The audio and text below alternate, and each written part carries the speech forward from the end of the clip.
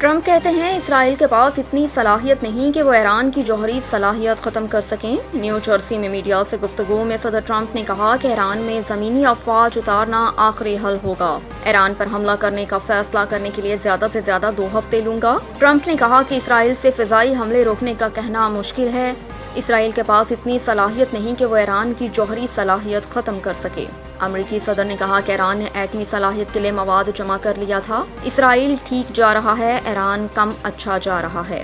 اگر امریکی اثاثوں پر حملہ ہوا تو حملہ کرنے والوں کو بہت دکھ ہوگا۔ ایران سے بات کریں گے، دیکھتے ہیں کیا نتیجہ نکلتا ہے۔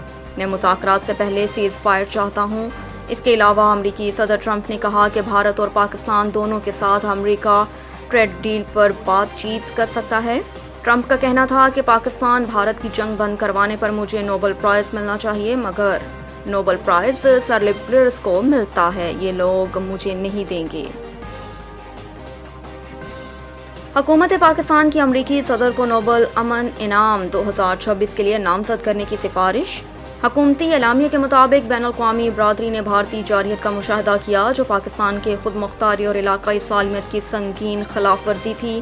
اس جارحیت کے نتیجے میں متعدد معصوم جانیں ضائع ہو گئی ہیں، جن میں خواتین، بچے اور بزرگ شامل تھے۔ پاکستان نے اپنے دفاع کے حق کا استعمال کرتے ہوئے آپریشن بنیان مرسوم کے تحت ایک محدود، ٹھوس اور درست عسکری کارروائی کی، جس کا مقصد صرف جارحیت کا جواب دینا اور مزید کشیدگی سے گریز کرتے ہوئے اپنے دفاع کو یقینی بنانا تھا۔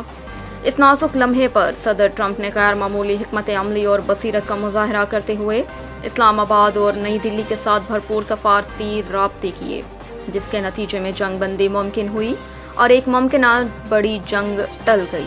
اگر یہ جنگ شروع ہوتی تو اس کے اثرات جنوبی ایشیا ہی نہیں بلکہ پوری دنیا کے لیے تباہ کن ثابت ہو سکتے تھے۔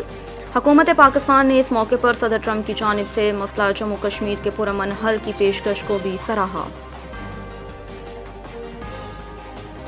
آصف زرداری کہتے ہیں کہ شہید بی بی کا وژن آج بھی مشعل راہ ہے، رہنمائی کے لیے جمہوریت مضبوط کریں گے۔ سابق وزیر اعظم بے نظیر بھٹو شہید کی 72ویں سالگرہ کے موقع پر جاری پیغام میں صدر مملکت آصف علی زرداری نے ان کی قومی خدمات اور عظیم قربانیوں کو زبردست خراج عقیدت پیش کیا۔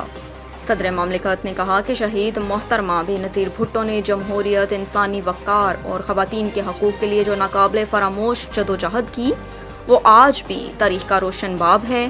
انہوں نے کہا کہ محترمہ بے نظیر بھٹو نے آمریت کے خلاف جرات اور استقامت کے ساتھ مزاحمت کی اور ملک میں جمہوریت کی بحالی کے لیے چلنے والی تحریکوں کی قیادت کی۔ وہ قانون کی حکمرانی اور آئین کی بالادستی پر مکمل یقین رکھتی تھیں۔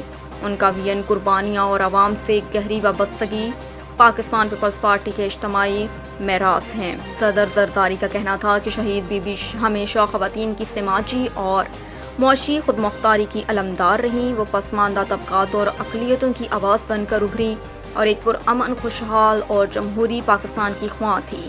ان کی اصولی سیاست آج بھی ایک منصفانہ اور جمہوری معاشرے کے قیام کے لیے مشعل راہ ہے۔